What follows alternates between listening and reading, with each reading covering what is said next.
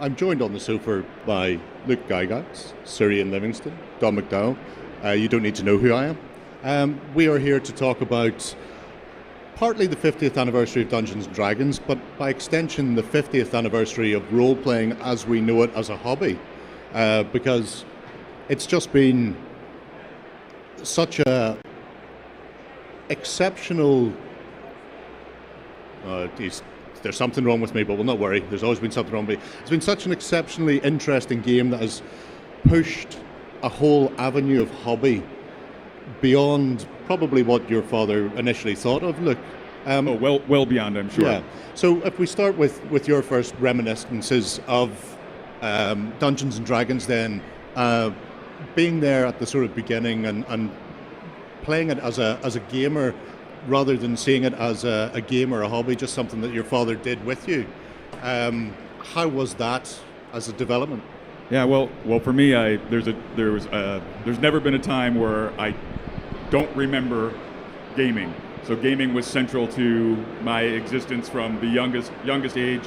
My earliest memories are playing, the board game Dungeon or rolling dice. Even if I couldn't read or really write yet, I'd get to roll the dice and hang out. But we played tons of board games, card games, anything. My dad loved railroad games, so gaming was very central to what we did in my home. And so for me, it would be strange not to be gaming. And I guess that's a very fortunate difference that most people didn't get to experience. Well, there's probably people after me now who are raised role-playing, obviously, because I'm 53. It's the 50th anniversary, so there's that's probably very more young. of us. Yes, I'm still a young pup. Because you met me when I was probably 4 or 5, so I've changed a little bit since then. But no, it's fantastic, and you're absolutely right. D&D was the first role-playing game, and therefore launched the role-playing game genre. But there was lots of other games that were pretty close behind as well, and share a lot of the same properties, which are really cooperative gameplay, right? I think that's probably a big one. The fact that it's an episodic game where from game to game you progress and what you do affects your next game. That's a novel concept, right? That wasn't how most games were played. If you play a game of Monopoly and you win a game of Monopoly as the shoe, when you open up the box and play it the next time, you don't get any bonus in your movement or any more money at the start. Whereas in D&D, obviously, you gain things like experience points, you level up, or there's skill progression in other games, etc. And telling stories together, cooperating versus crushing the other person at the table creates quite a different dynamic, which I think helps us learn to collaborate and work as a team more so in life. And I found that to be my experience. I can work alone, but I think I'm much more effective when I'm collaborating. I think that comes from gaming. Sure. And I mean, even with the likes of Dungeons and Dragons or any RPG, all it really does is give people a framework to do what humanity has always done, which is tell stories, get round the campfire, have a chat, but this time rather than telling the tale of somebody else, you're telling your own tale with your friends. You are the characters developing and building whatever world you happen to be in. I think that's a really empowering thing with role-playing games, and I think something that won't have changed from the start onwards. I think the first time when somebody's introduced to a role-playing game and the GM's outlined what's going on and says, what are you going to do? And you see that look on their face. And we've seen that at this show in exactly the same way as it always has been, that anything, wow, that's amazing. It's really fundamental, one of the amazing things about role-playing games, I think. But they will always have a place because of that. Yeah. That is one of the cool things, I think, when you show someone who's never role-played before, and they're kind of, you see the little bit of puzzlement in their eye, and then you give them the box text or whatever the setup, and you go, what do you want to do? Well, can I do this? Yes. Is that what you want to do? Okay, tell me how you're doing. Yeah. Okay, and then roll. And it's so D20, quick. It's so quick then, isn't it? How people get it, and then their eyes light up. I can do anything, and that's pretty amazing. Yeah. So, if we swap to the man in the middle, the only proper knight on the sofas, also the man in many respects responsible for me sitting on the sofa, because in early 81, 82, I went to visit a cousin. He had a shelf full of tiny lead figures, and I went, what are they? And he went, they're Dungeons and Dragons miniatures. And I went, "Well, what's that?" And he explained it, and I've never got out ever since. And that would have been largely down to yourself bringing Dungeons and Dragons to the UK. So how did you first get involved with Gary and with bringing D&D to the British Isles then? Well, first of all, can I just say how great it is to hear with Luke. I knew his father well, a fantastic guy, gregarious character. We all are completely indebted to Gary for what he did. He had the vision to see role-playing as a great community game that brought people together, unfolding stories. And he was a great friend, and I think we should all pay a big respect to him, and of course to Luke as well. So, but from my point of view, I was a games player at school and afterwards, and then I moved to London in the early 70s and shared a flat with two old school friends, Steve Jackson and John Peake. And we played games all the time because we had really awfully badly paid jobs, and we stayed in a lot. And we thought, wouldn't it be nice if we could somehow turn our hobby of playing games into some sort of fledgling business? So we published a small fanzine called Owl and Weasel. We sent it out to everybody we knew. And one somehow, we'll never know how, found its way to Lake Geneva, Wisconsin, and Gary Gygax saw a copy and sent us a copy of D&D, and we played it, and it didn't look much, a white box. It wasn't the brown box then, it was a white box, and we played it, and it didn't look like particularly exciting, but when you opened the box, it opened your imagination like no game had ever done before, and I don't think any game ever will. And clearly it's the seed of all the games that we know today, both in video games and in physical games. So we didn't have much money, but Steve and I were completely obsessed by D&D, and we ordered 6 copies. And on the back of that huge order, we got a 3-year exclusive distribution agreement for Europe. Nice. Because I'm sure Luke will know that Gary was also beginning his business career. I think they'd only printed 1,000 copies of D&D. We forged a great relationship with Gary, and we built it up. We started selling it mail order. We didn't, obviously, it was pre-internet days, pre-mobile phones. There was a public phone on the ground floor of our 3rd floor apartment. And the phone would ring, and it would always know it would be a telephone order for D&D. We'd rush down the stairs, and always too late. Our landlord, who was often drunk on a Friday, would answer the phone and say, "Oh, you want Games Workshop, do you? You can go to hell." And it just hang up us, and people would be milling around on the street outside the flat looking for this Games Workshop, which it wasn't one. They used to come, open the window, "I'm up here, mate," sir, and they'd go away happy getting a copy of D&D. But the business evolved over time, and we were able to go full time in 1976, and we went to Lake Geneva in 76 to go to Gen Con 9. So we met Gary and all the TSR people and had an amazing time there. We took 2 months going there. We drove actually delivering cars from New York to LA, then one up to San Francisco, another one to Chicago, and eventually made it to the meal at Gen Con. But it was incredible times because we were making it up as we went along, and we've signed up all the fledgling companies from Fantasy Games Unlimited, Chaosium, Games Designers Workshop. We became the British distributors, and I'll just finish off quickly because we'd actually have to give up our flat at that point. We had no money. All the parcels we'd ship back to the USA. We had to ship to my girlfriend's apartment because we had nowhere. So we came back to the USA back to the UK with parcels going to my girlfriend's house, nowhere to live, no money, and we're supposed to be the European distributors for all these games companies. So we go to the bank man and say, "Hello, we're the official distributors of Dungeons and Dragons in the UK. It's a role-playing game in which you kill monsters and find treasure. You've got these fantastic Jewels of the Mind. Can we borrow £10,000, please?" And he looks at us rather like a dog watching television, and like having no understanding whatsoever what we were talking about, and asked us to leave. So we thought this is a bit of a problem. So we ended up living in a van for 3 months. And we found a small office at the back of the stage agent, which became our very first workshop. And from that, we opened our first shop in 1978. But there was a very strange days. It was a very small business. We were making it up as we went along, made loads of mistakes, but forged some fantastic relationship with Gary and a whole bunch of other people. It's it's surprising that two very small companies, two sort of mighty names in the industry, started so humbly. 1,000 copy print run of D&D, a couple of lads in the back of a van trying to distribute across Europe, and now you can't imagine the landscape of the hobby without them. It's become almost a behemoth that sort of spans. I mean, you just have to look around Expo and just see how large role-playing has come.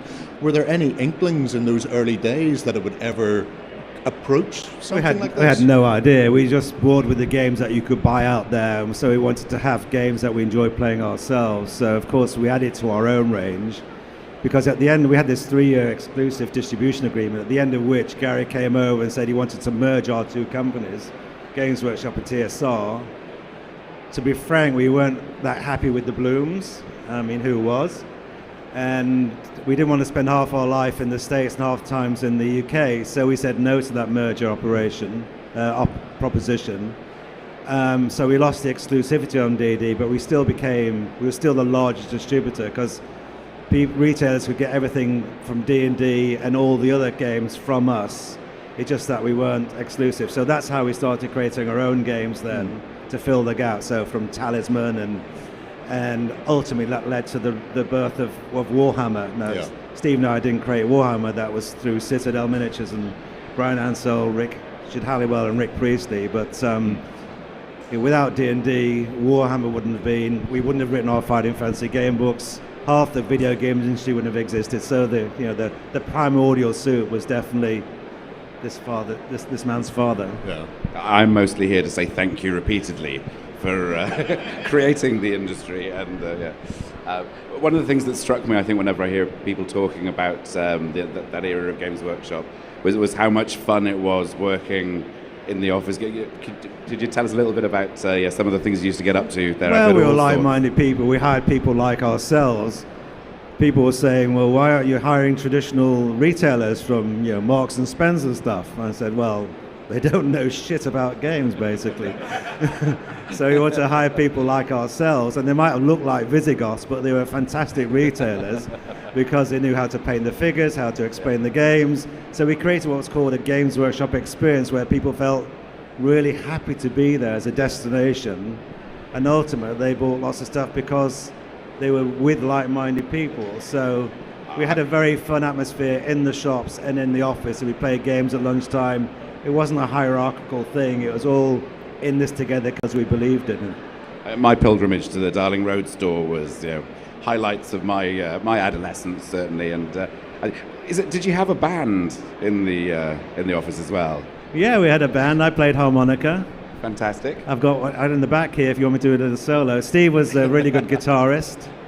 And we had a Games Workshop band, and we used to play this kind of a murder game where you put traps on everything. So you pick up the phone, boom, you're dead, that kind of thing. Yeah. That was the one that was banned across US campuses, I think, wasn't it?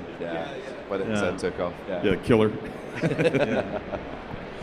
Can we talk for a moment about magazine publications? So obviously White Dwarf and Dragon were massive in promoting D&D, obviously with Dragon, but White Dwarf covered so many of the ranges that you distributed, I suppose, at that stage. You could always pick up a copy of White Dwarf and get a Cthulhu scenario or a Traveller scenario or that sort of thing.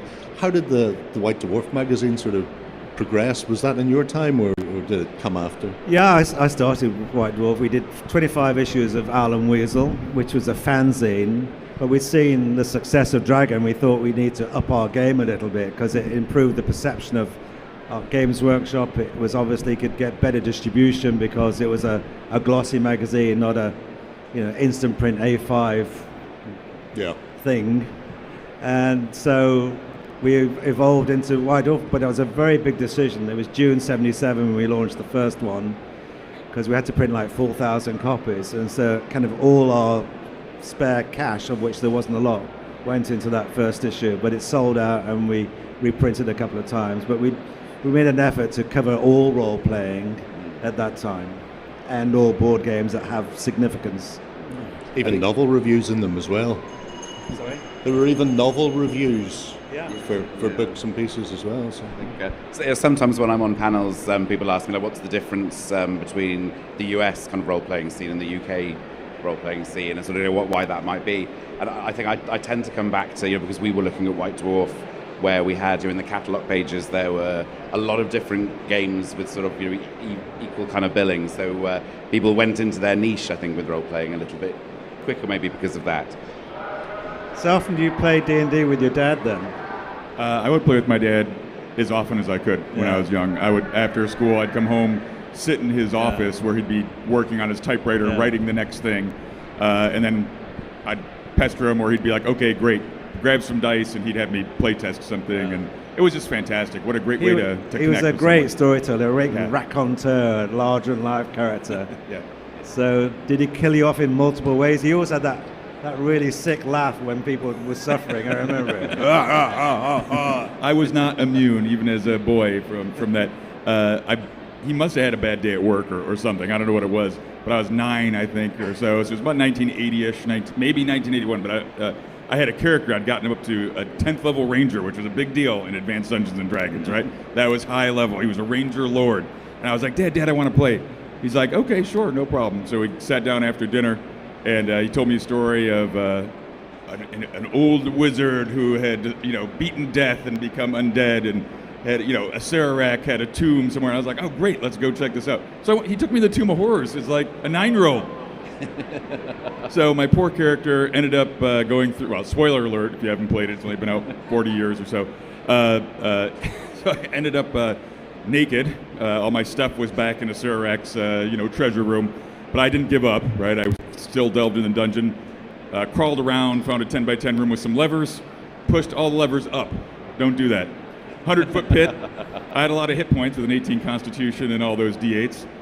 So my character survived the fall with a few hit points, but I was naked, alone, at the bottom of a pit in the Tomb of Horrors. And that was the end of my first character. Naked and afraid. Naked and afraid. And that was it. And so I may have shed a tear. I think that maybe there was some pollen or something in there, but that was rough. But my second character I rolled up and started adventuring with in Greyhawk was Melf, and that was a great experience too. So, he if you did something, there were consequences, for the actions. You kind of let the dice fall where they may oftentimes. I mean, I don't know if you can answer this, because I talk about in my book Dice Man, which is a blatant publicity stunt right now. Hello there. Available from all good bookshops. Oh, yes, okay. Where can we get it? There's always this sort of I mean, the end of Gary leaving TSR with Lorraine Williams and the Blooms selling their share, the options, and Lorraine bought them, and suddenly she was a majority shareholder. Can you tell us a little bit about how Gary felt at that point and what was actually going on, really?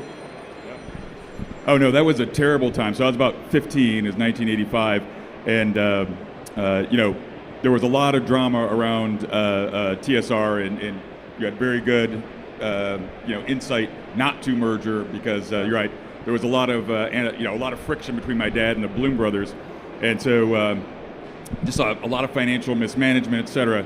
And so my dad had gone out to Los Angeles to run the Dungeons & Dragons Entertainment Corp, mainly because there was too much friction in the office. So it was to get space between the partners. Unfortunately, the finances were not run very well. He came back, and they'd put the bank had put some board members on the board to help them manage the finances. It's a pretty negative time. And he was doing his best. He brought in Lorraine Williams, who is a friend of good friend of his sister, Flint Dilley, who's a screenwriter and video game producer. I still know Flint, good guy. But his sister was Lorraine Williams. And my dad apparently somehow, he was outspoken, right? So if he didn't like something, he'd tell you about it. Apparently he told her about it, and she didn't like it. So she bought out his partners and fired him at the next board meeting, essentially, is what happened. So it was kind of an ambush in his mind. He was devastated by that. He started TSR with his best friend, Don Kay, who died in 1975 or 6 at the age of 36, very young, had a heart attack and passed. So my dad, and he was a shoe repairman, right? So talk about, obviously you guys struggled, and it was a passion project for you to do this, right? Same thing for my dad. He was a shoe repairman with 5 kids. We were on food stamps. My mom would garden and can food. I wore hand-me-down clothes, bad. We were poor. We were dirt poor. And his buddy Don Kay took a loan against his life insurance so that they could print that first 1,000 copies of D&D, because every company that's out there, Guidon Games, Avalon Hill, all told him he was insane, it would never sell. And they turned him down. So this was his baby, but it wasn't protected, right? He didn't own this. TSR owned it. So he put everything he had to fight to get the company back, and he lost. So I think he was pretty devastated. However, he's like, you know what? Okay, this is another opportunity. I'm going to make another game. And about 3 years later or so, he came out with Dangerous Journeys, right? It was going to be Dangerous Dimensions, but the lawyer said, no, you can't call it DD with D&D. It has to be Dangerous Journeys. But unfortunately, that took all the money for Game Designers Workshop at the time, the second biggest company. And then when there was a lawsuit for that, saying, oh, you thought of those ideas while you were an employee of TSR, therefore they belong to us. Well, that takes years to litigate, right? Yeah. And if you have stacks of books in a warehouse and that's all your money, you don't have, you're defenseless, right? You can't fight in court. So he fought very hard for that, but it was a devastating blow. And it took him 5 or 6 years, I think, before he was himself again. It was really awful. However, the good news of the story is, after that period, towards the end of his life, last decade of his life, he really got back to what I think was his spot where he belonged. Like it was a return home. He was writing games. He was online all the time, talking to people, just like he would answer mail. In the old days, he would get on forums and answer emails. He answered everybody who wrote him. He would answer them, even if it was short. He would answer the question, and he loved that. He loved being around gamers. He loved the community, and creating and mentoring young designers and promoting gaming was something he did. And just for instance, one last quick one. People would come and knock on the door at 316 Madison Street, where the last home he was in, and they'd say, "Are you Gary Gygax?" And he's like, "Yes, I am." Like, "Oh my God, Mr. Gygax!" And they'd start talking to him, and he'd be like, "Why don't you come inside and sit on the porch?" And he'd invite him on the porch, get him a glass of iced tea or something, and talk to him. And if they were local, he said, "I have a spot in my Tuesday game. Do you want to play?" Because he was just a gamer, right? In his mind, he's just a gamer who was lucky enough to come up with this really cool idea and was happy to share it with the world. So, but it was awful, but I think he came out of it okay and had a good life. Yeah. Moving on then to role-playing more broadly. The initial D&D, the initial 70s, 80s RPGs that we grew up with tended to be dense, heavy tomes, a lot of text, a lot of maths, tables galore. Rolemaster, we're looking at you.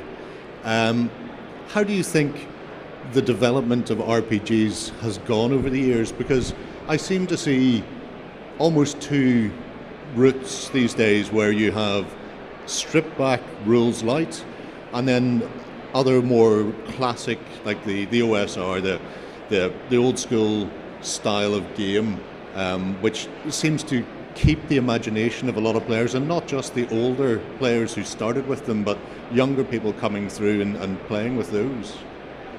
Well, I think the rules are there if you want them, basically. For me, it's all about storytelling, like-minded people having a fun time together, and the stories are created on the fly by the interaction of the players. So they're kind of to determine success or failure as and when you want it. But it depends. Some people are really rules heavy. People are like being spreadsheet manager mentality. Yeah. I'm not like that. I like to kind of make it up as you go along and have a kind of respect for the rules, but not hardcore. It's a 6. It's not a 7. You die. I'd say, yeah, okay. So it's about people enjoyment and memories and fun and like-minded people. And role-playing games enable that for people to enjoy themselves in worlds they wouldn't ordinarily explore. So it's up to the individual. Some people like it to play hardcore. Some people like the kind of storytelling, fun elements, and I'm more on this side. So sometimes you have to remind people it's just a game. You should have some fun. Yeah. Which is tricky to do sometimes, because rules lawyers, they exist. They've got the book right there, and they can point to chapter and verse on it as well. It says on page 72, line 66, clause 6, and And I say, and? That's when you pick out of the introduction to the foreword that my dad wrote. These rules are a guideline. Yeah. There you go. Guess what? Make it your own. You're running the game. You're the GM. That's it. And have fun. For heaven's sake, there is no right edition of a game to play. There is no right way to play. It's exactly as you said. Have fun. If you're all having fun at the table, making good bonds of friendship and making great stories, who cares? Absolutely. I go a bit far sometimes, though. I have declared like the result of the action before the dice stop rolling on occasion. That gets me into trouble. Those are the GM's prerogative. You are more than allowed to pick whatever you want to do and run with it. But yeah, the direction RPGs are taking these days is an interesting one, because you also have some big intellectual properties out there, things like you see The Walking Dead or Lord of the Rings or that sort of thing. And it's a great way of drawing people in. And when I think back to my initial sort of introduction to role-playing games, really the only big IP back then that I was aware of was Call of Cthulhu, because it was a set of novels or novellas, short stories that I'd read. How much do you think the IP impact has had on RPGs and having touchstones for people to go, I enjoyed those films that Peter Jackson did, now I can play in that world? I mean, for me, I'm not, you probably guys are more experienced than I am in this one, but I would say being associated with an IP gets you visibility. However, it's going to be the rule set and how you adapt that and how you translate the lore and make it feel good for the people who are playing, like understandable, like they feel like they're set in that world. It can also be challenging because there might be storylines that are going on, and you may feel bound by those when you're playing it. So I think it can be restrictive in some ways. So it's a delicate balance, and I think you get that initial boost of recognition and probably some loyalty or some marketing value from that. But it's a delicate balance. And I think you have to be a thoughtful and deliberate game designer to do it. Whereas if it's a wide open system, you can kind of roll with it and make it up as you go along, which is, I think, a lot easier. Yeah, I prefer worlds that I create to living in other people's worlds, particularly. But Star Wars and Cthulhu, and there are some amazing IPs. And if you want to delve into those worlds, great. But I prefer my own worlds. I mean, I've created my own IP with Fighting Fantasy with Steve Jackson. We've created our world of Valencia. So we like journeying in the world that we've created. I'm sure lots of people want to journey in their own worlds more than they would like to delve into other people's IPs. But it's like going to watch a film. You want to have a dip into that world, why not? Yeah. I think I'm probably straddling both. I think for those who don't know me, I'm Dom. I run Cubicle 7 Entertainment, so we do all of the Doctor Who role-playing game, the various Warhammer ones, and I think I'm on this panel because I did the first official Lord of the Rings D&D thing. So and we do our own stuff as well. It's trying to get that kind of like right. But I think for me, I work with properties that I love, which really helps. So I think being able to tap into the passion and having a really clear idea of what that particular setting or property is about, and being able to tap into that and make sure it's reflected in the rules, and you have that good sort of interrelation between the narrative and the setting and rules that reinforce that style of gameplay. So I think for me it's been great for getting people interested, and I think we've probably built our customer group and our audience quicker than we would have done if we've just been doing our own things. But it's great to see, when we're doing Victoriana and our own IP again now. There's so much interest. It's really, really lovely. I think most people like being themselves in the game, though. In a role-playing game in particular, to create their own character. This is my alter ego, and this is my adventure in this world, rather than I am Gandalf. Oh, really? Have you looked in the mirror? Definitely, yeah. Or sometimes I fixed Gandalf for you. That's always a fun one. But creating that space, isn't it? In a kind of, So when it comes to world building, then, how do you start? How do you go about it? Because for some people, the world is as important as the rule set. I know personally, I have a voracious appetite for source books and rules, not necessarily for the mechanics. A lot of the time I won't use the mechanics. I want the background, and I go, that background's fantastic. I don't care that the rule set is hot garbage, because it's going in the bin straight away, and I'll use something else. I won't name names. But being able to open a book and go, here's the world, here's its history, here are important characters or figures, either past or present within that world, it's an expansive task that has no limit. So when you're developing something, where do you start? Where do you stop? Where do you start? Because there is no stopping. I don't know. I mean, that's hard. It's kind of like an author of a novel, right? You want to reveal enough lore to give a flavor to it, but you also don't want to go so deep that there's no maneuver room if you're going to play in there. So for me, I really, and it's probably because I'm an old school gamer, the setting of Greyhawk, I'm familiar with that. It was really just gave you the outline of things and let you fill in the rest of it. And I think that was a good way for people who are learning about this concept and creativity, especially as adolescents and stuff. It kind of gave them that framework, and then they would fill it in and they would kind of develop their own creative abilities. If I'm just consuming something already done, and I really, like I said, I'm reading kind of mostly for entertainment and then that fully fleshed out, tell me everything about it. That's a kind of, I think those are two different things for me. And again, that's just my opinion. I'd love to hear what Dominique has. Well, I think they're important. Source books and supplements really add to the whole experience. I mean, we created the Fiend Folio for TSR, and that gave us, a great feeling that as we created all these monsters in White Dwarf, and a great British contribution to AD&D at that time. And then with Fighting Fantasy, we started writing individual game books, and then we added a source book in the world of Titan, then a book of monsters Out of the Pit, and then supplements like Black Sand and Landseer. And it just helps build a world. So you've got the myths, the laws, the races, the creatures, the geography, the geology, and so you create an alternate world, and people can have as much or as little as they want in their own game experience in that world. Yeah, it's planting all those little seeds, isn't it? That, because I think people will pick up different things from the same kind of content. So having there's those little things that do all that world building, heavy lifting, isn't it? Just those little things that people go, wow, yeah, okay, I absolutely get that concept, and I must have this in my next game. So yeah, I think we're looking for those bits, and I think and establishing. I think if you do a really good job of establishing tone and theme and what this thing is about, then it has that sort of like consistency of experience. I think people can extrapolate from really easily as well. I think we provide tools, don't we? Really, it's.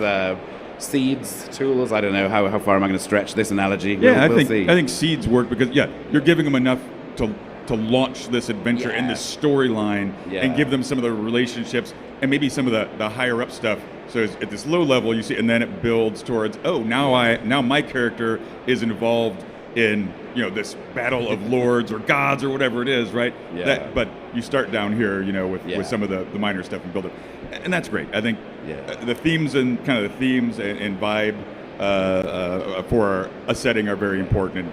I kind of just assume that sort of stuff, but you're right. I know, yeah. Right, but you need to know that. Yeah, I think we do it kind of automatically. It's not always a considered thing that we do. It's I always think with role playing and making content for role playing games, it's really weird because we're delivering our entertainment experiences through the medium of another person.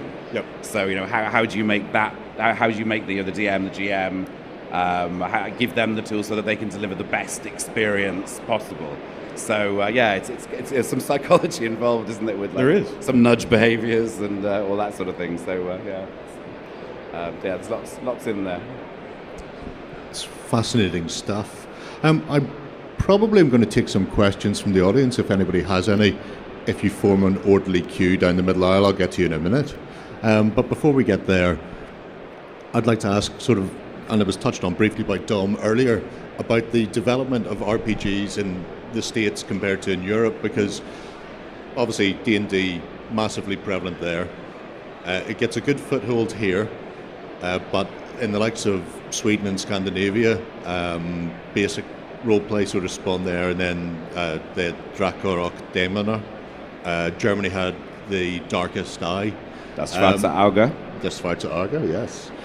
How much do you think the European setup, the British and European setup, differed from the US because of maybe the language barrier and the lack of internet at the time? If we had hobbies starting today, if RPGs came out today, would one crush everything in its path simply because of the accessibility?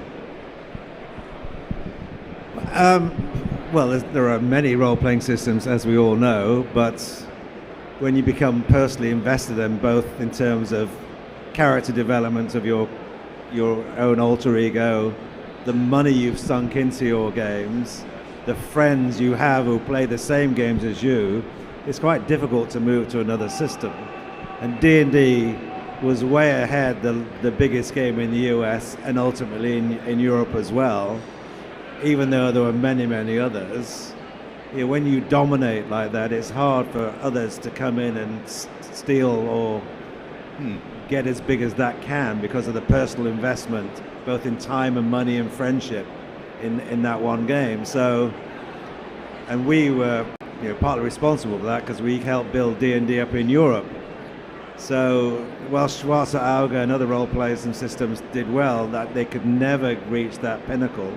And now, of course, with the power of Hasbro behind D&D, a big mega corporation in the US with all their resources and distribution power and working capital and liquidity to market it. I think it's even harder for new systems to dominate unless it becomes too much of a thing for a large corporate to be able to be still in contact with the consumer at a meaningful level, because sometimes products reach a stage where the people who govern where it might be don't really understand their audience. Yeah. And that's always a risk for large corporations to say something that started as a hobby to become successful. So as long as it's run by hobbyists, I think it'll maintain its dominance. But there's always an appetite for new products and exciting ways to play. We're a curious bunch, I think, aren't we? We're always looking for the new development and the new. Same with board games. There's thousands published every year, but we're always looking for the next one. Yeah. I don't care, I've got 1,600 board games at home. Don't care about those. What's new here? I want it. Yeah. There's always more room on the calyx. I'm shocked. Nobody in the audience has any questions for these people. Oh my word. There you go. Come up to me. Thanks. Oh, sorry. Hi, Luke. As everyone said, thanks to your father. But my question is, when J.R. Tolkien died, he'd left Christopher, his son, loads of notes to do stuff. I'm just interested, was Gary the same? Did he have a lot of stuff? Well, he left a lot of notes behind, and it's a long story behind it, but finally, looks like the intellectual property rights are once again available for the estate. And if you go to trollordgames.com, you can see Castle Zagig is once again going to be in production. My dad had left extensive notes on what he wanted, and there's probably 4 or 5 box sets that will flesh out his personal home, dungeon, and world setting. So I'm looking forward to being one of the creative directors on that with Steve Chenault and a few other folks.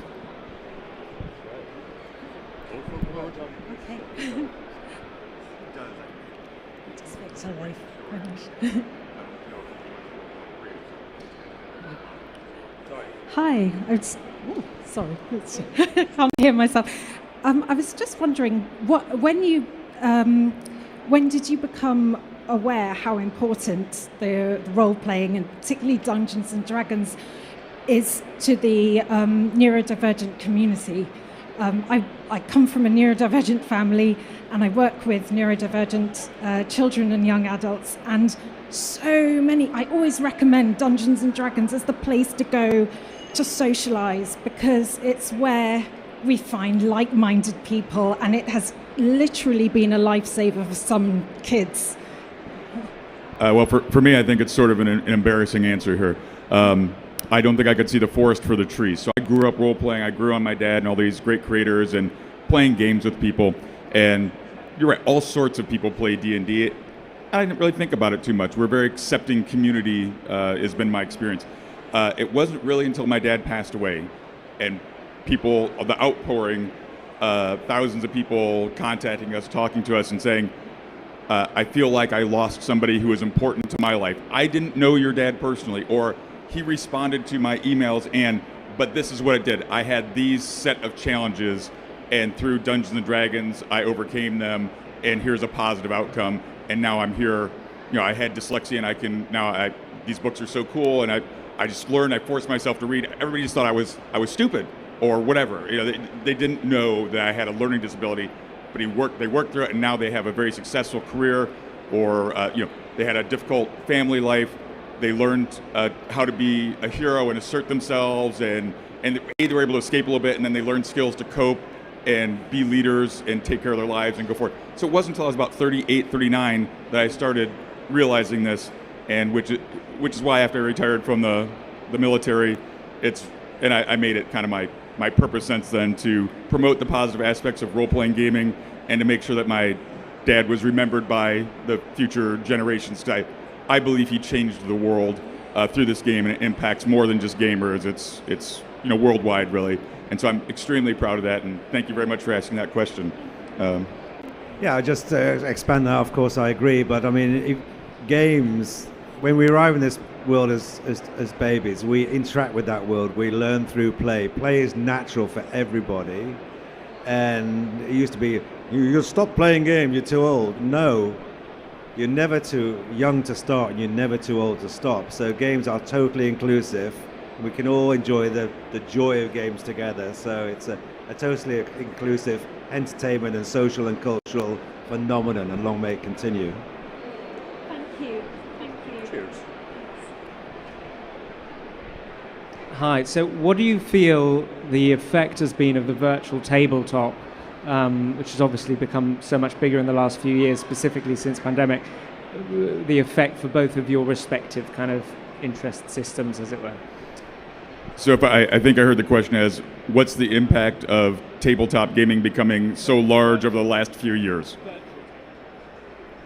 Virtual tabletops. Sorry, a little hard to hear. I apologize. VTTs are great. I think through the pandemic, it was a wonderful way to stay connected. As Ian said, we're social creatures, telling stories, and having that connectivity is important. This is a way to do it. For me, I find, for me, the most satisfaction I get is actually sitting in a room with people, being able to put the electronics aside and be face-to-face and have that personal, close experience. I think that fills a need for many of us, but when that is not available, VTTs are a great substitute. And sure, they have some wonderful organizational tools, some visualization that's great. I mean, you see a lot of people playing role-playing games with their laptops online, having the ease of all the record keeping and the visuals brought up to them in virtual. That's great. Maybe it's my age, perhaps, but I prefer to be in a room of real human beings, especially being close so you can look them in the eyes as you're stabbing in the back. It's much more fun. Now you can do it in a chat channel that you can type in the backstabbing. But during the pandemic, we used virtual. We used to play board games. My games group been running since the 80s. It still has Steve Jackson and Peter Molyneux in the same games group, which have been running for forever. I'm the secretary of the Games Night Club London. I've published 672 newsletters to a circulation of 5, and long may it continue. But we use Board Game Arena to play our board games on. We had a Zoom window open so we could give each other lots of abuse while we're playing on Board Games Arenas. So that's definitely served a purpose, but you just can't beat, for me, meeting face to face. I'll never forget the face of my son as I explained play-by-post games to him. Oh, play by mail. Oh, yeah. Now that is a blast from the past. Well, talking about going from role-playing games to computer ones, obviously yourself famously did so, and then like Sandy Peterson was on Quake and stuff like that. Yeah. But then it's obviously a way to make money, and actually earn a living. But then a while ago, there's been some Kickstarters where a bunch of people who've done like Baldur's Gate, Dragon Age, have come to write a tabletop role-playing campaign. Just wonder what you thought about that. Well, there's, play comes in all its forms, and there's lots of mixing between video games and board games. You get board games of video games and video games of board games, and films of board games and board games of films, and RPGs of both. So there's nothing wrong with that. It's become a play in whatever medium you enjoy. I made a big career, obviously, out of selling out a workshop in '91. I moved into video games, launched Lara Croft Tomb Raider, Hitman, Deus Ex, and a whole bunch of video games, and I've been very successful in the video games. So I've kind of ridden that wave. Video games now a $250 billion industry, 3 billion people playing it, and it, of course, is the de facto entertainment choice of Generation Z and Generation Alpha. Everything they do is interactive, connected, online. So video games speak to them, but my heart still is in board games and role-playing games. But I don't think it's a question of either or. It's a question of enjoying wherever play takes you to. Do you think there's anything that you took from your role-playing and board game experience into the video game industry? I think two main things. One,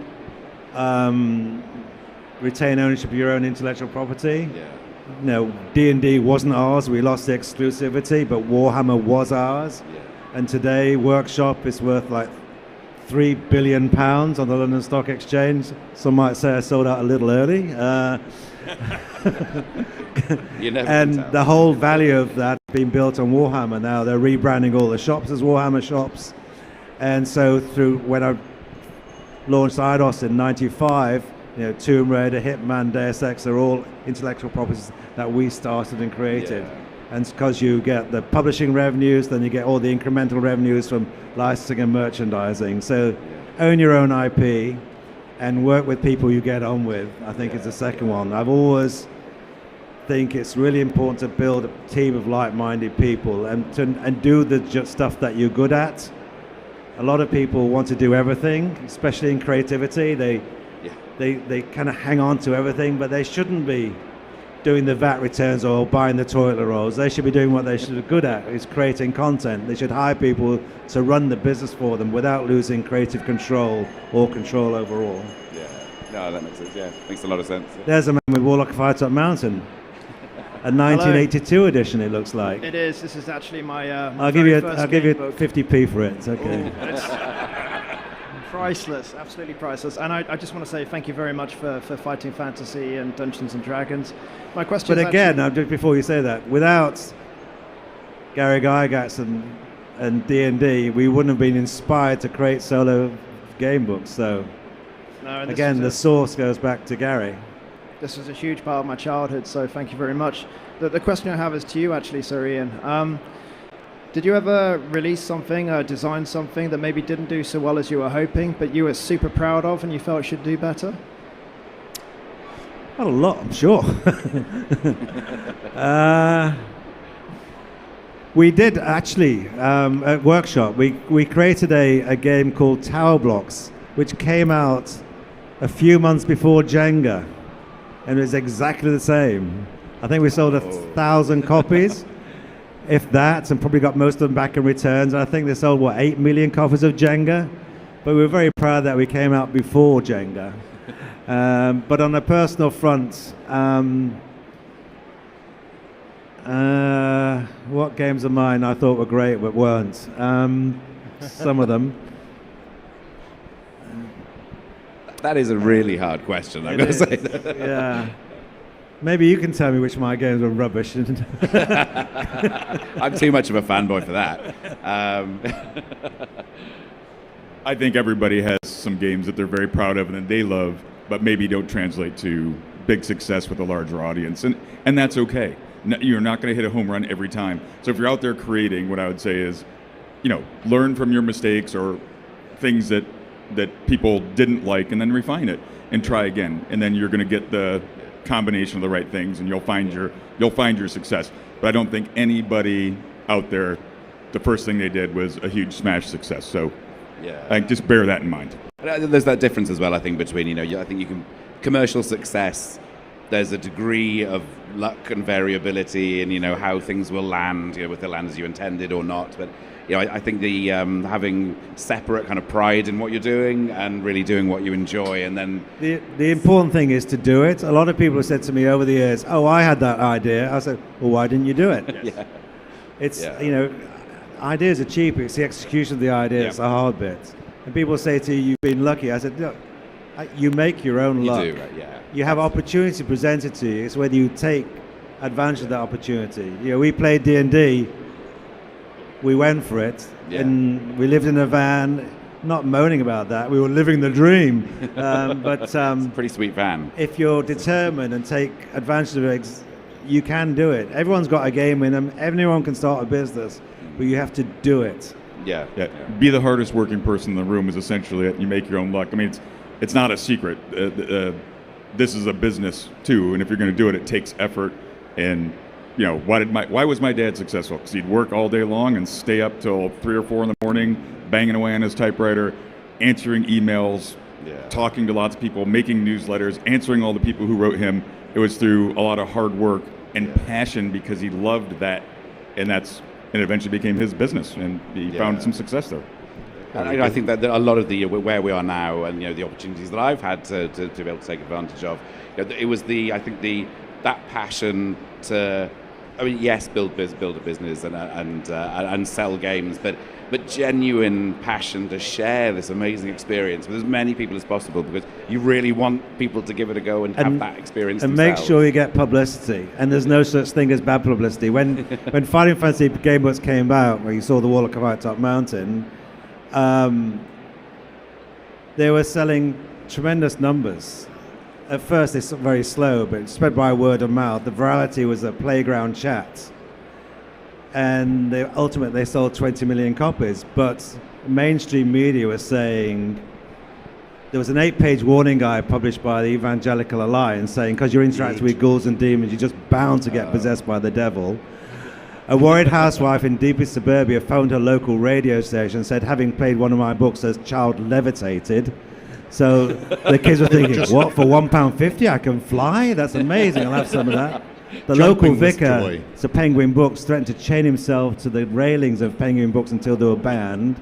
There were petitions sent in by parents saying they were worried that their children's imaginations were being, kind of sent to mush by our games. It's all wrapped in this satanic panic, as it was around D&D. At the same time, teachers were saying, actually, these are great for reluctant readers, short attention span. Oh, well, they're good for creative writing. Oh, they're good for critical thinking. Oh, they're increasing literacy. So you had this strange thing about mainstream media thinking it was a threat to society because it wasn't a book. It was a game book. And games are terrible. We all know that. But over time, they gradually got approval, as it were, by parents and teachers saying, oh, maybe these are good for people reading. Which is always handy to have. I think a secret of that too is, yes, satanic panic, lots of publicity, right? Maybe not this, but if you tell an adolescent this is dangerous and you shouldn't do it, what are they going to do? Sign me This is up. what I want to do, man. Like so moths to a flame. What was that like for you, Luke, that period? Oh, yeah. Well, the downside of it was my family got like death threat letters, and there was people who would drive by our house real slow. So that was unfortunate. My dad was a religious person as well. We're raised, as Christians, and would go to church at least once a week, if not twice. So for them to say it's from the devil was weird. And he kind of laughed it off and said, look, if I could cast these spells, do you think I would write them and sell them? No, I'd rule the world. Are you kidding me? But on the practical side, the unfortunate side, we ended up putting 6-foot fence, cyclone fence around us. We had dogs that would run at night. My dad carried a firearm with him and had a bodyguard during that time period because there was real threats. Unfortunately, I'm about to get hooked off stage because I can feel the icy breath of the director behind me. So I would just like to thank Dom, Luke, and Sir Ian for spending this afternoon with us. Also, the people from the audience who asked questions, thank you very much for your time.